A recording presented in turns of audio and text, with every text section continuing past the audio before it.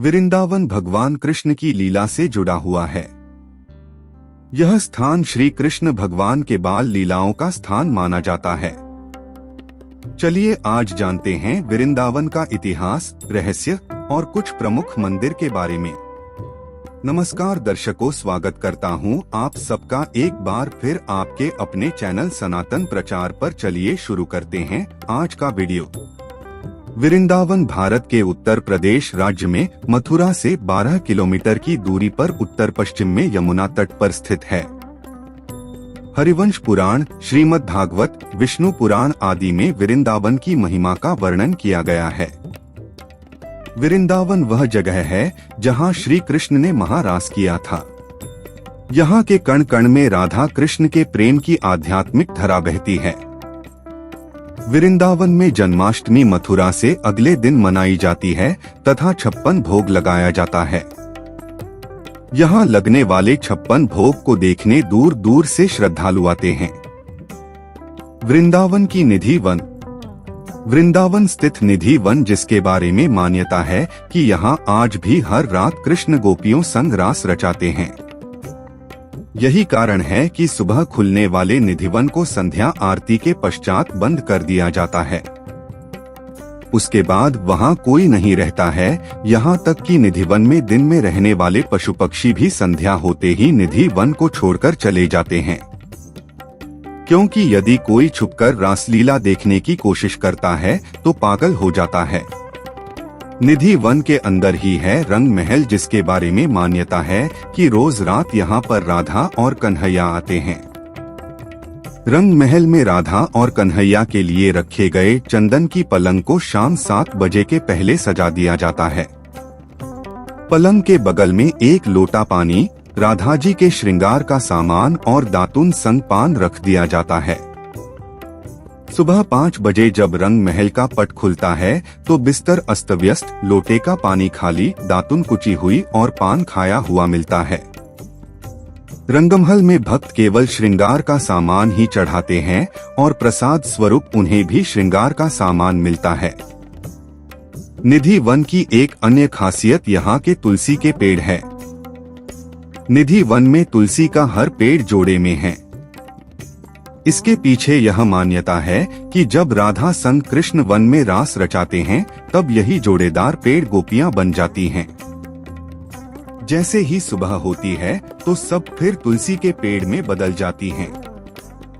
साथ ही एक अन्य मान्यता यह भी है कि इस वन में लगे जोड़े की वन तुलसी की कोई भी एक डंडी नहीं ले जा सकता है। लोग बताते हैं कि जो लोग भी ले गए वो किसी न किसी आपदा का शिकार हो गए, इसलिए कोई भी इन्हें नहीं छूता। वृंदावन का इतिहास। कालिदास ने इसका उल्लेख रघुवंश में इंदुमती स्वयंवर के प्रसंग में शूरसेनाधिपति सुषेण का परिचय देते हुए किया है। इससे कालिदास के समय में वृंदावन के मनोहारी उद्यानों की स्थिति का ज्ञान होता है। श्रीमद् भागवत के अनुसार गोकुल से कंस के अत्याचार से बचने के लिए नंदजी कुटुंबियों और सजातियों के साथ वृंदावन निवास के लिए आए थे। विष्णु पुराण में इसी प्रसंग का उल्लेख है। विष्णु पुराण में अन्यत्र वृंदावन में कृष्ण की लीलाओं का वर्णन भी है। कहते हैं कि वर्तमान वृंदावन असली या प्राचीन वृंदावन नहीं है। श्रीमद् भागवत के वर्णन तथा अन्य उल्लेखों से जान पड़ता है कि प्राचीन वृंदावन गोवर्धन के निकट था। गोवर्धन धारण की प्रसिद्ध कथा की स्थली वृंदावन पारसौली, परम रासस्थली के निकट था। वृंदावन का नामकरण। वृंदावन पावन स्थली का नामकरण वृंदावन कैसे हुआ, इसके बारे में अनेक मत है। बुंदा तुलसी को कहते हैं। पहले यह तुलसी का घना वन था, इसलिए वृंदावन कहा जाने लगा। वृंदावन की अधिष्ठात्री देवी वृंदा अर्थात राधा है।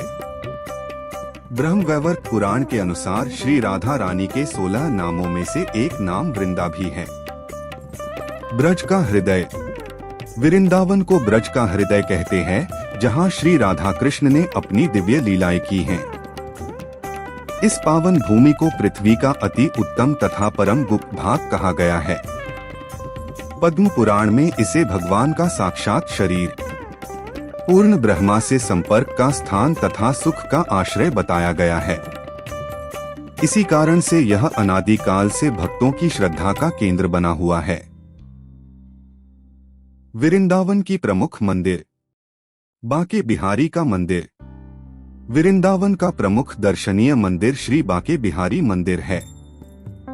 स्वामी हरिदास जी द्वारा निर्मित यह मंदिर अति प्राचीन है। मंदिर की स्थापित श्री विग्रह निधिवन से प्रकट हुए थे, जिसे स्वामी हरिदास ने यहाँ स्थापित किया था। श्री बिहारी की चरण दर्शन केवल अक्षय तीज को ही होते हैं तथा सावन में हिंडोले के दर्शन होते हैं।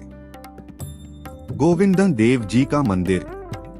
गोविंद देव जी का मंदिर वृंदावन में स्थित वैष्णव संप्रदाय का मंदिर है। मंदिर का निर्माण ही 1590 में हुआ तथा इसे बनाने में 5 से 10 वर्ष लगे। आगताइयों ने इसकी ऊपरी मंजिलें नष्ट कर दी थी। कहते हैं कि यह 7 मंजिला था, अब केवल 4 मंजिला ही रह गया है। रंग जी का मंदिर। रंग जी मंदिर दक्षिण भारतीय स्थापत्य कला का अद्भुत नमूना है। यह मंदिर अपनी भव्यता तथा मंदिर प्रांगण में खड़ा 6 फुट सोने के खंभे के लिए प्रसिद्ध है। मंदिर का प्रांगण भी विशाल है। रंग जी मंदिर का रथ उत्सव, बैकुंठ उत्सव तथा जन्माष्टमी उत्सव देखने योग्य होता है। शाह जी का मंदिर। यमुना तट पर बना शाह जी का मंदिर अपने संगमरमर के खंभों के लिए प्रसिद्ध है। इसे टेढ़े मेढ़े खंभों के लिए प्रसिद्ध है। वास्तव में इसका नाम ललित कुंज है। बसंत पंचमी को यहाँ मेला लगता है। सेवा कुंज। सेवा कुंज को निकुंजवन भी कहते हैं। यहाँ ताल और कदम का पेड़ है। कोने में एक छोटा सा मंदिर है। कहा जाता है कि रात्रि में यहाँ राधा जी के साथ भगवान श्री कृष्ण विहार करते हैं।